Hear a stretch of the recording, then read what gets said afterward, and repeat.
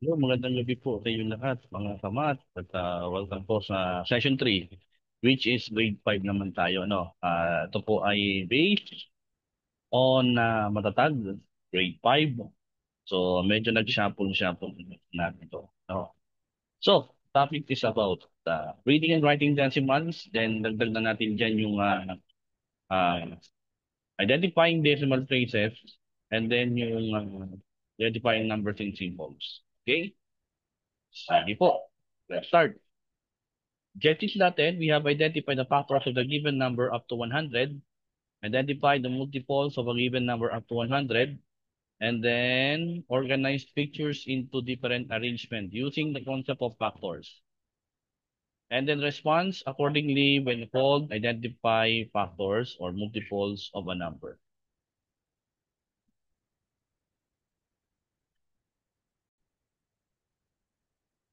Okay, so decimals or decimal numbers are numbers used to express value between two whole numbers. So let's look at the numbers 1 and 2. There are many decimal numbers are between these two numbers. Show below are just a few of them. So ito po yung fractions and decimals on the number line. Yan, converted na po siya sa decimals, and then yung nasa ilalim naman yung fractions. Okay? So napapalibot diyan yung whole number na 1 and then 2 and so on and so forth. Okay? Next.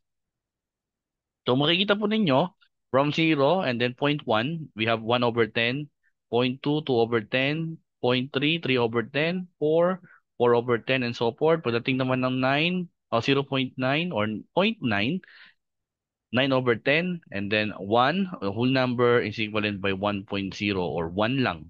1.1 and 11 over 10 or 1 and 11, 1 and 1 over 10. And then 1.2, 12 over 10, or 1 and 2 over 10, and so on and so forth.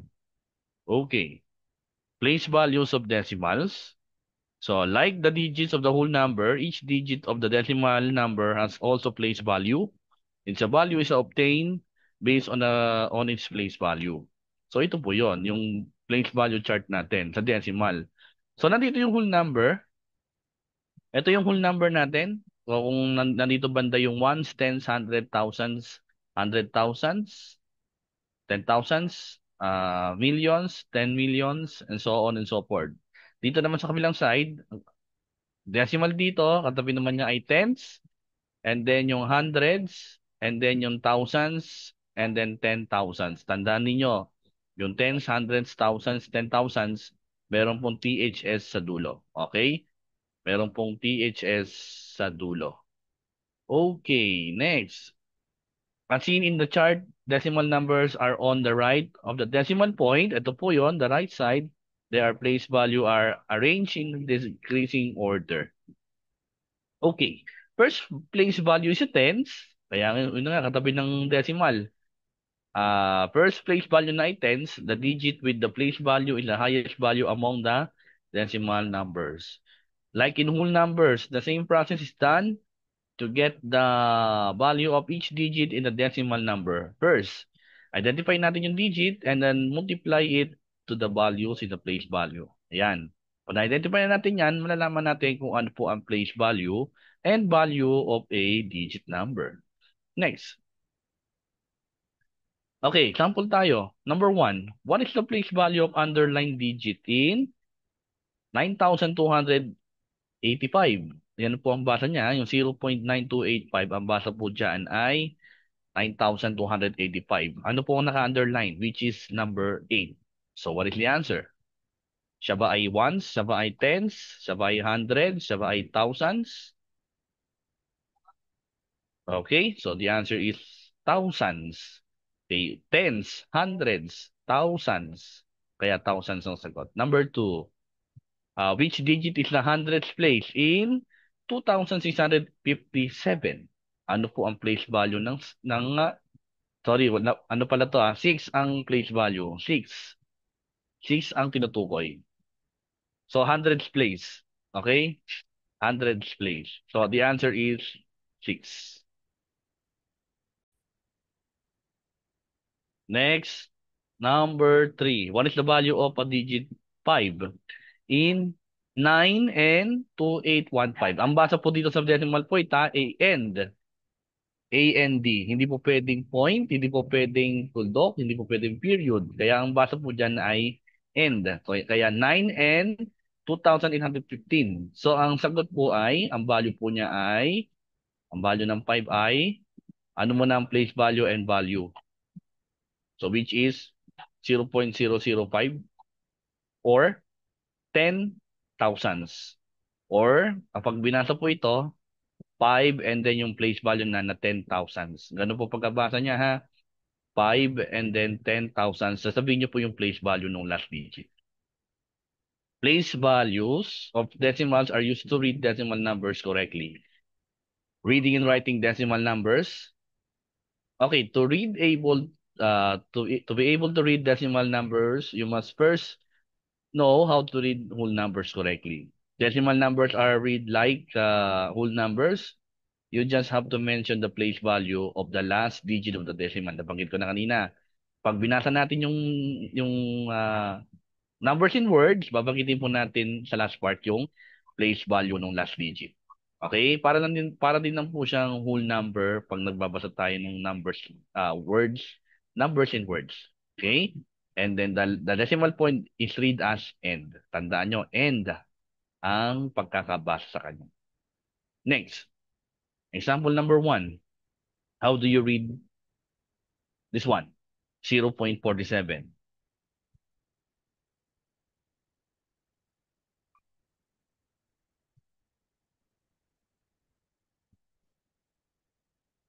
I hope mapapanood ito ng grade 5 learners, especially yung mga dati kong students from Emerald, Sapphire, and then yung mga dati kong students na sa ibang schools. I hope you makatulong ito. So, answer po anong letter A is 47 and then hundreds. Ang last digit ay 7, which is hundreds. Next, letter B. How do you read this one? 23.9. 23.9. Pero po, binanggit ko lang siyang point ha, kasi para maiba nyo yung sagot. So, ang answer natin, what? Okay. So, what is the answer? Pwede nyo i-post kung sasagot kayo ha. So, the answer is 23 and 9/10. Lalagyan nyo ng n ha kapag may decimal na may whole number. Except lang po sa 0.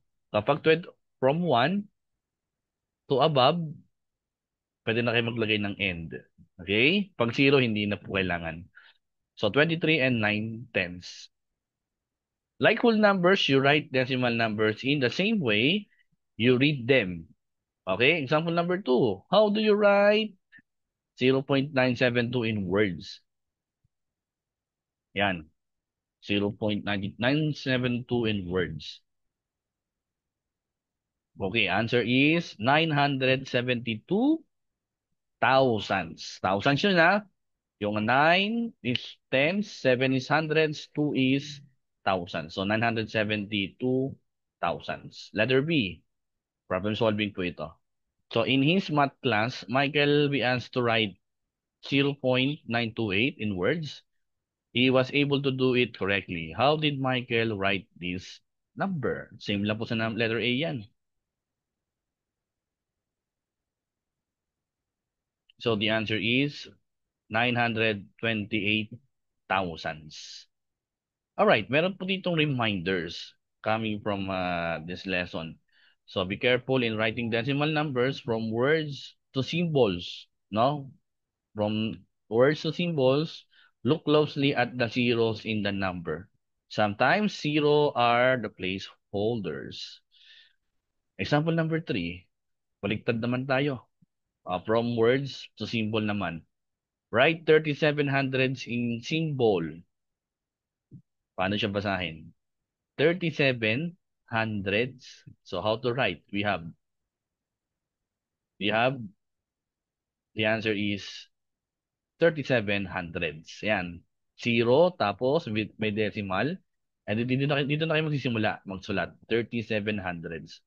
So, 37, then yung 7 po ay hundreds ang place value. Next letter B, write 800s in symbols. Mhm. Write 800s in symbols. So, nakuha na po ba? Ano pong sagot? So, the place value mentioned is hundreds. Hundreds, ha? So dapat, ang nasa hundreds ay si 8. Yun dapat ang sagot. So, the digit 8 must be in the hundreds place. Because 8 is a single digit, a 0 must be written in the tens place. Hindi 0 is a placeholder. So, ano po yung mangyayari kay tens? 0 po ilalagay nyo doon. Okay? Sa whole number, 0 pa rin siya. So, ang sagot po natin doon ay 0.08 or 800s. Okay? So, last one. Angel wrote 32 and 57 10,000s. Ayan. 32 and 57 10,000s in symbol on a piece of paper. What number did Angel write? So, meron ditong note. The place value mentioned is 10,000. Kapag nabanggit ang 10,000, okay? Kapag nabanggit ang 10,000, this means yung 7 daw po ay nasa 10,000s. Okay? And then because 57 is just a two-digit number, two zeros must be written before it. Yung nangungunang digit, zero pong ilalagay natin doon. And then, must be written before it, then two zeros are placeholders. So placeholder, zero po yun ha. So ang answer po niyan ay 32 and 0.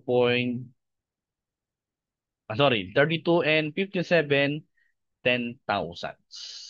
Alright, did you get it, class? O sana naintindihan po ninyo ano. Before we uh, before we call it for the day, sagutan po natin ito. Paki-screenshot po ninyo, pwede nyo sagutan, mag-comment kayo ng mga sagot ninyo diyan. Okay po. So, that's it for today. Ayan po siya. So, thank you very much. So, topic natin kanina, reading and writing decimals. So, I hope na may natutunan po kayo na yung araw ng Miyerkules. It is now 6:35 ng gabi. Bye-bye. Adios. Mi amigos.